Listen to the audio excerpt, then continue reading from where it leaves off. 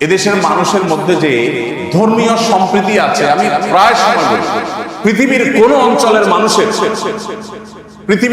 অঞ্চলের মানুষের এই দুঃসাহস থাকা উচিত না যে বাংলাদেশের মানুষকে ধর্মীয় সম্প্রীতি শিখাতে আসবে। এই সাহস কারোর থাকা উচিত। আপনি পৃথিবীর পূর্বে এবং পশ্চিমে, উত্তরে, দক্ষিণে যেদিকে যান দেখবেন মুখে সংখ্যালঘু জিকির করা মানুষরা কিভাবে সংখ্যালঘুদেরকে উকুলের মতো টিপে টিপে মারে। পশ্চিমারা দেখবেন সংখ্যালঘু জিকির শোনায় আমাদের।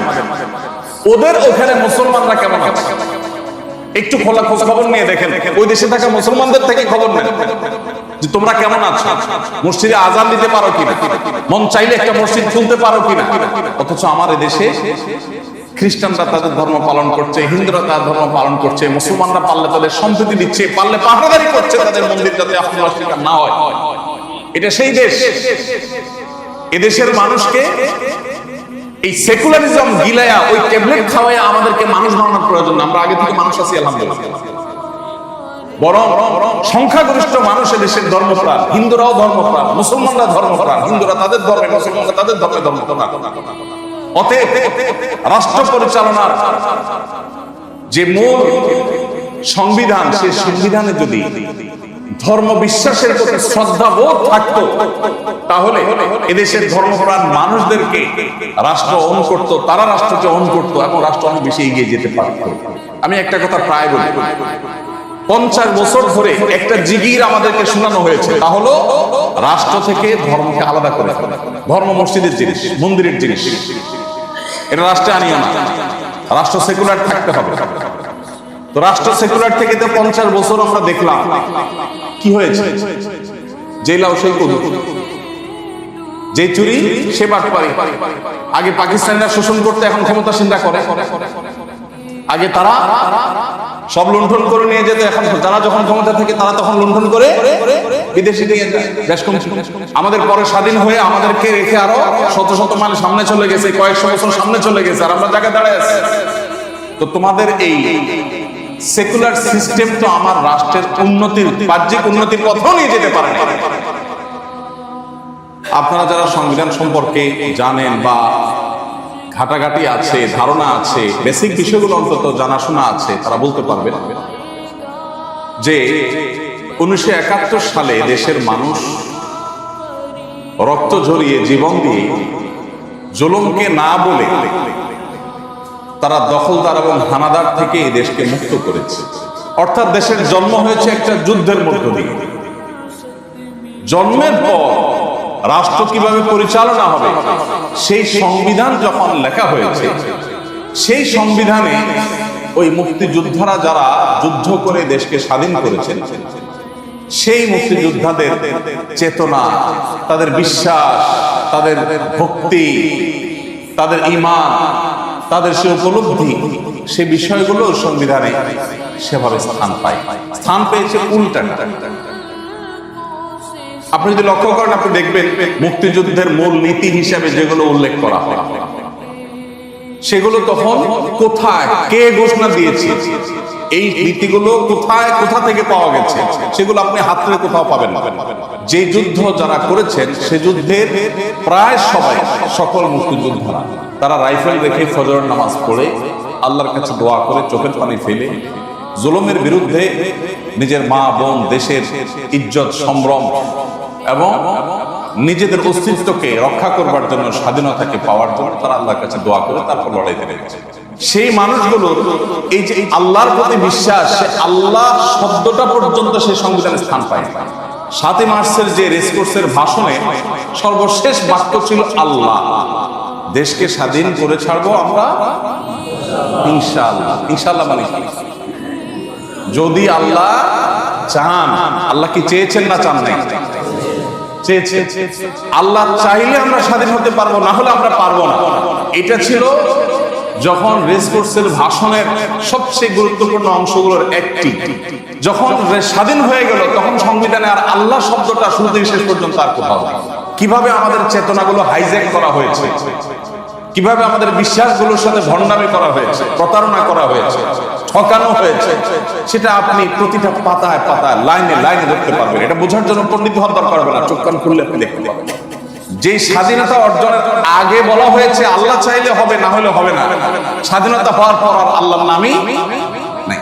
এই মুক্তিযুদ্ধে সকল মানুষ শামিল হয়েছে, ঠিক আছে, কিন্তু সেখানে সাধারণ মুক্তিযোদ্ধাদের যে সমস্ত ছবি আপনারা এখনো অনলাইনে পুরাতন ছবি পাবেন, সেই ছবিগুলোকে একটু বিবেকের চোখ দিয়ে যদি পড়ার চেষ্টা করেন, দেখবেন এরা কেউ সেকুলার ছিল না, এরা ধার্মিক ছিল। ওই ছবিগুলোকে যদি আপনি বিবেকের চোখ দিয়ে একটু পড়ার চেষ্টা করেন, আপনি দেখবেন তারা সবাই প্রচন্ড রকমের ধর্ম বিশ্বাসী মানুষ ছিল। ধর্মবিশ্বাসী মানুষদের রক্তের উপরে যদি কোনো রাষ্ট্র তৈরি হয়, সেই রাষ্ট্রের সংবিধানে ধর্ম বিশ্বাসকে ছুঁড়ে ফেলে দেওয়া হবে, এর চেয়ে বড় বেঈমানি আর কি হতে পারে? আপনি তখনকার স্বাধীনতাকামী মানুষদের বিরুদ্ধে দাঁড়ানো যে রাজাকারদের ছবিগুলো এখনো পাওয়া যায়, সেগুলোকে একটু বিবেকের চোখ দিয়ে পড়ার চেষ্টা করে দেখবেন একটারও মুখে দাঁড়িয়ে না, ধর্মের কোনো নামগন্ধ তাদের শরীরে, কিন্তু সেই রাজাকারের চরিত্রে দাঁড় করানো হয় এখন সাদা শুভ্র দাড়ি বিশিষ্ট ধার্মিক মানুষগুলোকে। মুক্তিযুদ্ধকে দাঁড় করানো হয় ইসলামের বিরুদ্ধে, আর মুক্তিযুদ্ধের বিরোধীদের ওখানে দাঁড় করানো হয় ইসলামকে এবং মুসলমানদের। অথচ ঘটেছে তার উল্টা। তো এইভাবে আমাদেরকে প্রতারিত করা হয়েছে, এভাবে আমাদেরকে ঠকানো হয়েছে। আমি একটা কথা প্রায় বলি, 50 বছর ধরে একটা জিগির আমাদেরকে শোনানো হয়েছে, তা হলো রাষ্ট্র থেকে ধর্মকে আলাদা করে ফেলা। ধর্ম মসজিদের জিনিস, মন্দিরের জিনিস, এটা রাষ্ট্রে আনিও না, রাষ্ট্র সেকুলার থাকতে হবে। তো রাষ্ট্র সেকুলার থেকে তো 50 বছর আমরা দেখলাম কি হয়েছে, যে লাউ সেই কদু, যে চুরি সে বাটপারি। আগে পাকিস্তানিরা শোষণ করতে, এখন ক্ষমতাসীনরা করে। আগে তারা সব লুণ্ঠন করে নিয়ে যেত, এখন যারা যখন ক্ষমতা থেকে তারা তখন লুণ্ঠন করে বিদেশি নিয়ে যায়। আমাদের পরে স্বাধীন হয়ে আমাদেরকে রেখে আরো শত শত মাইল সামনে চলে গেছে, কয়েকশো বছর সামনে চলে গেছে, আর আমরা জায়গায় দাঁড়ায় আছি। তো তোমাদের এই সেকুলার সিস্টেম তো আমার রাষ্ট্রের উন্নতির, বাহ্যিক উন্নতির পথেও নিয়ে যেতে পারে না। 24-এর এই পরিবর্তনের পেছনে আপনারা জানেন যে এদেশের ধর্মপ্রাণ মানুষদের কি পরিমাণ অবদান আছে।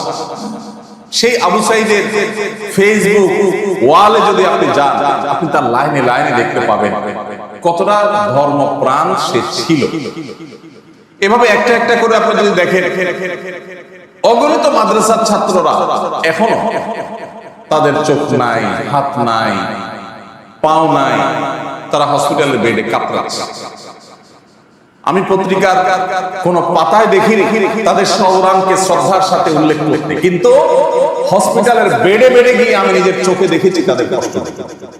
আপনি এখনো গেলে অনেক জায়গায় দেখতে পাবেন সে 71-এ যা হয়েছে এখনো যেন আবারও সেটা না হয়, আবারও যেন আমাদের চেতনাকে যেন হাইজ্যাক করা না হয়। এই জন্য আমাদেরকে একটু সজাগ থাকতে হবে। এই নতুন বাংলাদেশ গড়ার যে সংকল্প বা স্বপ্ন দেখছে তরুণরা, আমরা তাদের জন্য দোয়া করি, আল্লাহ তাদের সেই স্বপ্নকে বাস্তবায়ন করার তৌফিক দান করুন। শোষণের হাত থেকে আল্লাহ আমাদের প্রিয় মাতৃভূমিকে মুক্ত করুন। আমাদেরকে যেন কোনো ক্ষমতাসীন শক্তিরা যেন শোষণ না করে। আমরা যেন এমন কিছু নেতা পাই, এমন কিছু মানুষ পাই, তারা কারা হবে আমরা জানি না। আল্লাহ যাদেরকে দিয়ে এদেশের মানুষের নসিবে ভালো কিছু দিবেন, আল্লাহ তাআলা তাদেরকে আমাদের জন্য উপযুক্ত হিসেবে কবুল করে নেবেন। আমরা জানি না কারা কোথেকে আসবে, কিন্তু এই তরুণরা স্বপ্ন দেখাচ্ছে যে আর নয়, জুলুম বহুত হয়েছে। যারা যখন ক্ষমতা থাকবে, থানাগুলো সব তাদের কন্ট্রোলে থাকবে, ডিসি অফিসগুলো তাদের কন্ট্রোলে থাকবে, সংবাদ মাধ্যম তাদের পক্ষে সাফাই গাইবে। এই তেল মারামারি বহুকাল চলেছে এদেশে, এদেশকে ধ্বংস করেছে এরা। আমরা প্রকৃত বাস্তবতাকে তুলে আনতে চাই। এই জন্য এই নতুন বাংলাদেশ গড়ার ক্ষেত্রে বিশেষ করে আমি যেটা বলেছিলাম, সামান্য কিছু মানুষ যারা 1% এদেশের রাষ্ট্র থেকে ধর্মকে আলাদা করে ফেলা হলো, রাষ্ট্র থেকে ধর্মকে দূরে ফেলা হলো, এই বিশ্বাসে এদেশের কত 50% মানুষ আছে, 10%। একটা অবাক করা বিষয় কি জানেন, এই জনগণের চেতনা বলে জিগির করা পাবলিককে যদি বলেন যে একটা গণভোট দেন, এরা মরে যাবে যারা গণভোট দিবেন। কারণ গণভোট দিলে এরা জানে যে এদেশের ধর্ম, বর্ণ, দল, মত নির্বিশেষে সকল মানুষই ধার্মিক। হিন্দুরাও ধার্মিক, মুসলমানরাও ধার্মিক। ধর্ম বিযুক্ত বা ধর্ম মুক্ত সংবিধান এটা দেশে মানুষ চায়। আমরা শুধুমাত্র মুসলমানদের কথা বলছি, আমরা বলতে চাই যে আমাদের সংবিধানে এমন কোন ধারা উপধারা যদি থাকে যেটা এদেশের মানুষের ধর্মীয় এবং সামাজিক মূল্যবোধের পরিপন্থী, তাহলে সেটা অটোমেটিক বাতিল হবে। এই যে ধর্মীয় মূল্যবোধের পরিপন্থী হলে বাতিলের কথা বলেছি, এখানে আমি ইসলামিক মূল্যবোধ শুধু বলি। কোন ধর্মের মানুষের ধর্মীয়, এদেশে যত ধর্মের মানুষ বসবাস করে, কোন ধর্মের মানুষের ধর্মীয় মূল্যবোধ পরিপন্থী কোনো কিছু বাস্তবায়ন